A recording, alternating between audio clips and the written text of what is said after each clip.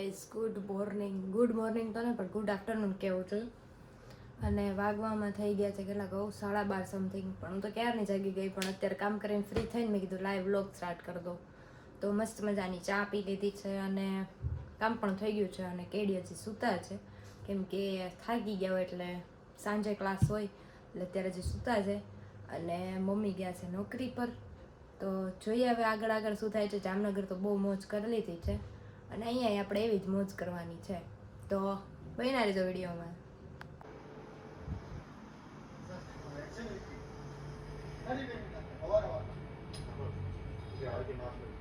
તો જો મસ્ત સૂઈ ગયા હતા બપોરે, અને બપોરે જમવામાં તો મેં તમને વ્લોગ ન લઈ શક્યા બિકોઝ કે એટલી જબરદસ્ત ભૂખ લાગી હતી ને કે વ્લોગનો કોઈ ટાઈમ જ નહોતો. જમવામાં હતું દૂધી દાળનું શાક, રોટલી, પાપડ, અને મમ્મીને ઘરેથી આપણે મસ્ત કેરી લાવ્યા હતા અને કેરીનો રસ બનાવ્યો હતો. પછી જમીને એટલી મસ્ત ઊંઘ આવી ગઈ કે ભાઈ સાહેબ, ગરમી થતી હતી ને તોય ઊંઘ આવી ગઈ. અને એક આ માખી પરસેવાની માખીઓ અડટ કરે. તો બસ કંઈ નહીં, જો બધાય મસ્ત રૂમ બધું સાફ કરી નાખ્યું છે. અને મમ્મી મારે લસણ ફોલવા ગયા છે. મેં કીધું લાઈવ વ્લોગ સ્ટાર્ટ કરી દઉં.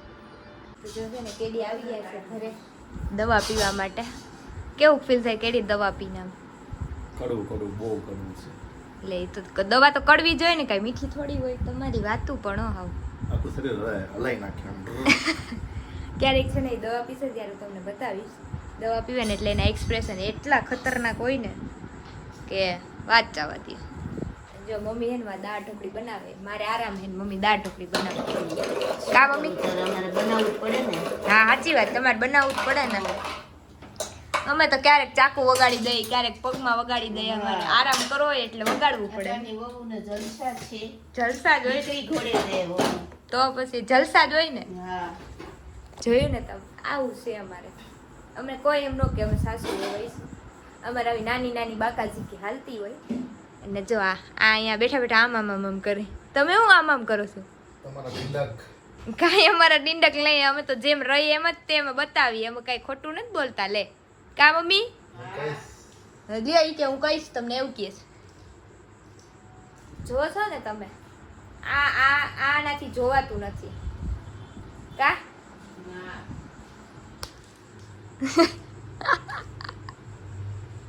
શું જોવો છો તમે? હે સબસ્ક્રાઇબ કરો બધાય. લ્યો ઈ કરો હાલો, દાંત નથી કરો. એટલે કંઈક આપણે છે ને સબસ્ક્રાઈબરોને એમ લાલચ આપવી પડે તો એ લોકો કંઈક કરે. કરશે? કરો તો હાલો. જલ્દી કર.